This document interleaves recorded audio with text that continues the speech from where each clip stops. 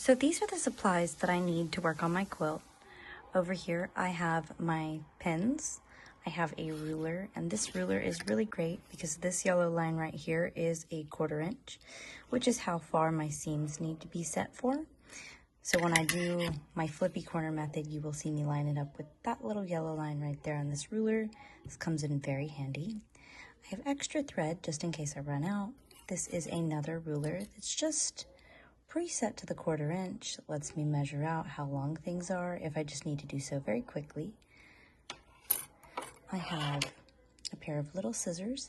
I use these to, on occasion, pull my thread out from underneath when it doesn't pull to the side. I also clean up my stray threads with this. I have a cutter. This is a water-soluble marker that I use to mark. And this I can fill up with water to erase with.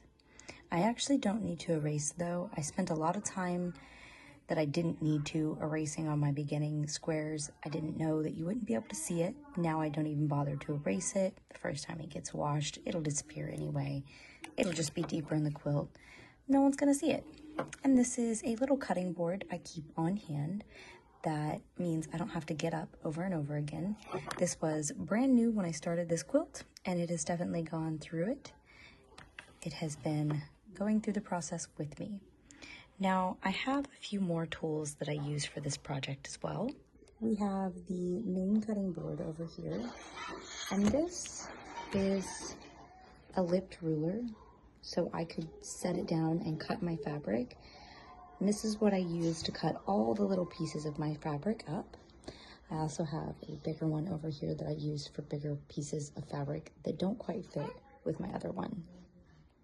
Over here I have a wool mat that I use. It allows the heat to come from the back and front, just really getting me a very warm flat iron on it.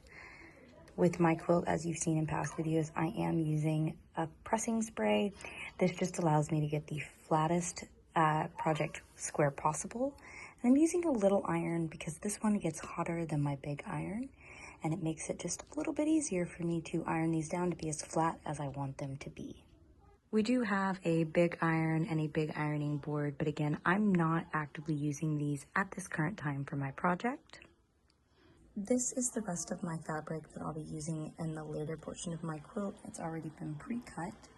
I've got some pretty big stacks going on in here, and it's just easier for me to store them down here out of the way. It keeps them nice and neat and orderly for when I'm ready for the next steps on my project. Now, I was asked what pattern I'm using. This is the Starry Night by Good with Sugar. And she actually gave me the inspiration for this quilt at a quilting show.